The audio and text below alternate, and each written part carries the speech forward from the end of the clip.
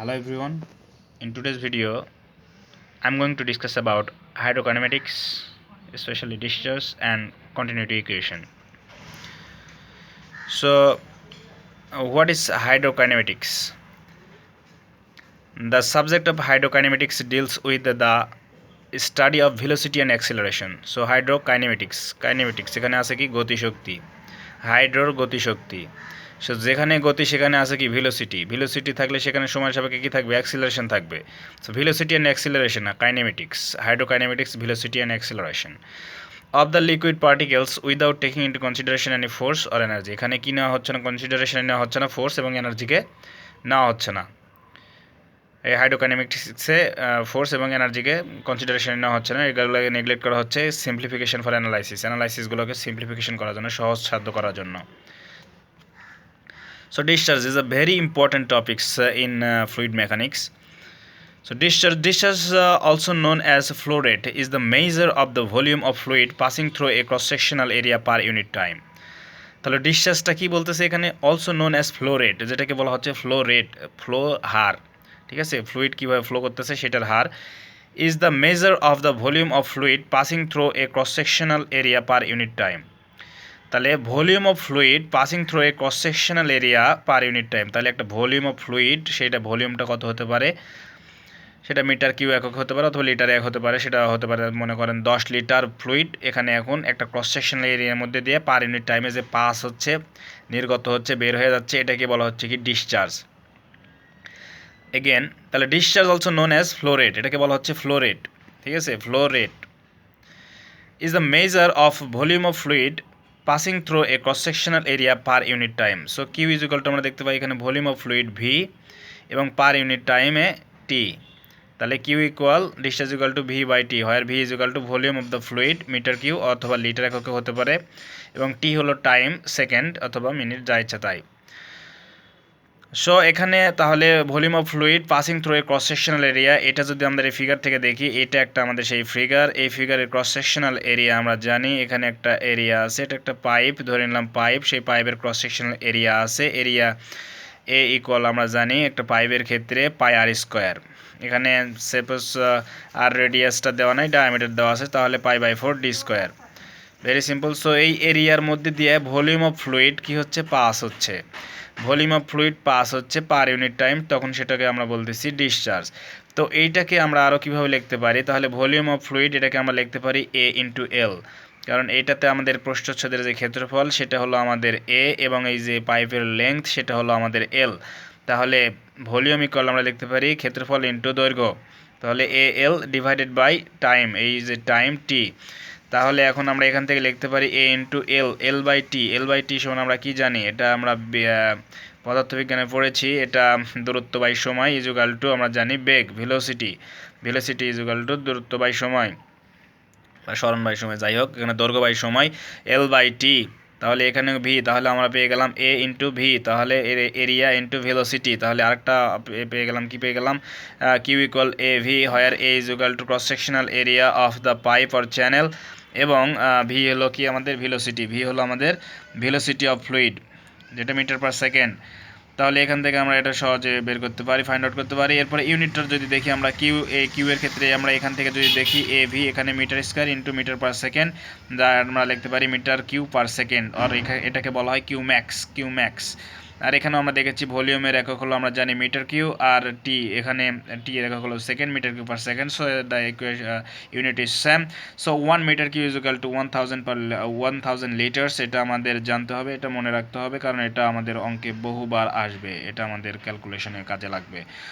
So we can also denoted the unit of discharge litre per second এককে আমরা বলতে পারি। তাহলে অন্যভাবে ডিসচার্জের সংজ্ঞা আমরা দিতে পারি, the quantity of fluid flowing per second through a section of a pipe or channel is known as the rate of discharge or simply discharge. তাহলে কোয়ান্টিটি অফ ফ্লুইড সেটা আমাদের volume of fluid flowing per second through a section of a pipe or channel is known as rate of discharge or simply discharge. So আমরা এখন দেখব continuity equation. Continuity equation is very important for fluid mechanics because it is so many derivation this continuity equation we need. Okay, So this continuity equation we must be understand. Okay, equation of a continuity of a liquid flow, এখানে continuity of a liquid flow, ঠিক আছে, liquid floor যে continuity সেটা আমাদের কি করতে হবে, তো ইকুয়েশনের দ্বারা এটা আমরা বুঝবো। তাহলে এটা আমাদের যদি ফিগার, সেই ফিগারটা যদি আমরা দেখি, এটা আমাদের সেই পাইপ, একটা পাইপ যেটা প্রথম দিকে এখানে কি ছিল, এর প্রস্থচ্ছেদের ক্ষেত্রফল বড় ছিল, বেশি ছিল। এখানে আস্তে আস্তে এই প্রস্থচ্ছেদের ক্ষেত্রফল কি হয়ে গেছে, কমে গেছে, প্রস্থচ্ছেদের ক্ষেত্রফল কমে গেছে। তাহলে এখানে আমাদের ধরে নিলাম সেই পাইপের যেই ক্ষেত্রফল সেটা ছিল A1, এরপরে কমে হয়ে গেছে A2, এরপরে আরও কমে সেটা হয়ে গেছে A3। তারপরে এখানে যদি আমরা দেখি, এখানে আমরা কি দেখি, এখানে আমরা দেখতে পাচ্ছি যে এখানে এই V1 এটা হলো আমাদের এই সময়কার ভেলোসিটি। এই ক্রস সেকশনালের যখন এ সেকশনে ছিল তখন এখানে ফ্লুইডের ভেলোসিটি ছিল V1। এরপরে এখানে ছিল আমাদের এই সেকশনে যখন ছিল তখন ফ্লুইড ভেলোসিটি ছিল V2, এরপরে V3। তাহলে আমরা এখন দেখতেছি এটা Q1 Q2 Q3, এটা আমরা এখন দেখব আসলে এটা কি আসলে। If an incompressible liquid is continuously flowing through a pipe or channel, তাহলে ইনকম্প্রেসিবল একটা কথা এসেছে এখানে, একটা ইনকম্প্রেসিবল যেটা আমরা জানি যে ওয়াটার হতে পারে, ঠিক আছে, water on other liquid flow, ঠিক আছে, এটা হতে পারে ইনকম্প্রেসিবল, যেটাকে প্রেশার দ্বারা কি করা যায় না, কম্প্রেস করা যায় না, ঠিক আছে। কিন্তু বায়ুকে যদি আমরা, বায়ু যে ফ্লুইড, সেই ফ্লুইডকে আমরা প্রেশার দিলে সেটা কি হয়ে যায়, কম্প্রেস হয়ে যায়। সো এখানে ওয়াটারটা নিয়ে আমরা কাজ করব। If an incompressible liquid is continuously flowing through a pipe or channel, continuously flowing through a pipe or channel দ্বারা কী হচ্ছে, কন্টিনিউয়াসলি ফ্লো হচ্ছে, whose cross sectional area may or may not be constant. তাহলে এটার cross sectional যে area সেটা একই হতে পারে, এখানেও যা এখানেও তাও সেম হতে পারে, অথবা আলাদাও হতে পারে, যে কোনোটা হতে পারে। The quantity of liquid passing per second is the same at all directions. তাহলে quantity of liquid passing per second, quantity of liquid মানে কি volume, volume of liquid passing per second মানে কি টি, তাহলে ভি ডিভাইডেড বাই টি, তাহলে volume of liquid divided by T মানে কি আমরা জানি ডিসচার্জ। তাহলে এখানে যে কথাটা বলছে, এখানে the quantity of liquid passing per second মানে হলো আমাদের ভি বাই টি মানে discharge. Discharge is the same at all directions, এখানেও যতখানি ডিসচার্জ, এখানেও ততখানি ডিসচার্জ, এখানেও ততখানি ডিসচার্জ হবে, ঠিক আছে। তাহলে আমরা এখান থেকে দেখতে পেলাম কি, দেখতে পেলাম এখানে এই কথাটাই খুবই গুরুত্বপূর্ণ। The quantity of liquid passing per second is the same at all directions, this is known as the equation of A continuity of a liquid flow. এটাকে আমরা জানি continuity of liquid floor equation. So it is the first and fundamental equation of flow, এটাই হলো আমাদের first and fundamental equation. এখানে আমরা যেটা দেখিয়েছি সেখানে এই কথাটা এখানে বলা হয়েছে A1, এগুলো V1 A2 V2 3 V3।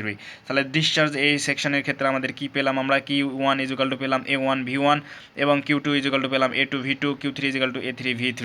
তাহলে এই যে কন্টিনিউটি ইকুয়েশন, কন্টিনিউটির যেই শর্ত, যেই the quantity of liquid passing per second is the same at all directions, তাহলে প্রত্যেকটার ক্ষেত্রে কী হবে, পাইপ, এটা একটা পাইপ যদি হয়, তাহলে পাইপের ক্ষেত্রে আমরা যদি দেখি, পাইপের যদি আমাদের ওয়াটারটা ফ্লো হইতেছে কন্টিনিউয়াসলি মানে সমান হারে ফ্লো হচ্ছে, এখানে ইনকম্প্রেসিবল লিকুইড, এবং সেটার কী হচ্ছে, এটা আমাদের ইউনিফর্মলি স্টেডি ফ্লো হচ্ছে, ওয়াটারটা ফ্লো হচ্ছে একেবারে সমান হারে, ঠিক আছে।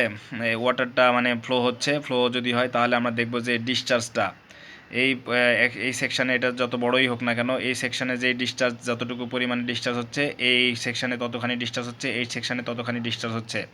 এটা যদি আমরা একটা ড্রেন কল্পনা করি, যে ড্রেন দ্বারা কী যাচ্ছিলো, আমাদের পানি যাচ্ছিলো, এখন এই জায়গায় ড্রেন একদম ফুলে ফেপে আছে পানিতে। আরেক জায়গায় দেখতেছি ওটা নিচু গর্তি এলাকা, সেখানে যা দেখতেছি এখানে পানি কি আছে আমাদের, এখানে আমাদের পানি নিচু হয়ে আছে, ড্রেন থেকে অনেকটা নিচুতে পানি আছে, সেই পানিটা কি হচ্ছে, ফ্লো হচ্ছে। তাহলে এইখানে এই যে উঁচু হয়ে পানি আছে, ওখানে দেখে মনে হয় যে এখানে পানি ফ্লো হচ্ছে না, কিন্তু আসলে ওখানে কিন্তু যতটুকু পরিমাণ পানি ফ্লো হয়, ওই যে নিচু অল্প করে পানি গড়িয়ে চলে যাচ্ছে, সেখানে কিন্তু পানির ফ্লো পরিমাণ সেম, অর্থাৎ এই যে ডিসচার্জের পরিমাণ কিন্তু সেম। এই যে বড় জায়গায় অনেক সময় আমরা যখন দেখি প্রস্থচ্ছেদের ক্ষেত্রফল যার বড়, সেখানে মনে হয় যে পানি নড়তেছে না, পানি আটকে আছে। এটা আমরা যারা এই যে ড্রিপ দ্বারা ইরিগেশনে আমরা দেখছি, এটা বিভিন্ন এলাকায় যেগুলো চ্যানেলে দ্বারা আমরা দেখি, ওগুলা পানি ফ্লোয়ের সময় ওগুলাতে মনে হয় যে পানি এখানে আটকে আছে, পানি একদম ফ্লো হচ্ছে না, কিন্তু আসলে ওখানেও যতটুকু ফ্লো হচ্ছে, যেখানে গর্তি জায়গা, ঢালু স্লপ জায়গা, সেখানে পানি হড়হড় করে নিচে নেমে চলে যাচ্ছে, সেখানে কিন্তু ওই একই পরিমাণ ডিসচার্জ, অর্থাৎ একই পরিমাণ ফ্লোটা হচ্ছে, এই কথাটাই এখানে বলা হয়েছে। সো এখান থেকে আমরা দেখলাম তাহলে ডিসচার্জে, আমরা এখান থেকে যে ইকুয়েশন সেখান থেকে দেখলাম আমরা, তাহলে law of conservation matter, we know that the quantity of liquid passing through the sections 1, 1, 2, 2 and 3, 3 is the same. ঠিক আছে, এটাই আমরা দেখলাম এখানে সূত্রতে। তাহলে Q1 equal to Q2 equal to Q3, আর এখানে আমরা লিখতে পারি A1 V1 equal to A2 V2 equal to A3 V3, যেখানে A1 হলো প্রস্থচ্ছেদের ক্ষেত্রফল, V1 হলো আমাদের কি ভেলোসিটি। সো আশা করি আপনারা বুঝতে পেরেছেন। এর পরের লেকচারটাতে আমরা এই যে কন্টিনিউটি ইকুয়েশন পড়লাম, এই কন্টিনিউটি ইকুয়েশনের উপর আমরা যেই ম্যাথটা, এই ম্যাথগুলো সুন্দর করে ফেলবো, এই ম্যাথগুলো ইজিলি আমরা বুঝতে পারবো। তাহলে কন্টিনিউটি যে ইকুয়েশনটা এখানে কিভাবে অ্যাপ্লাই হয় সেই অ্যাপ্লিকেশনটা আমরা বুঝতে পারবো। ধন্যবাদ সবাইকে।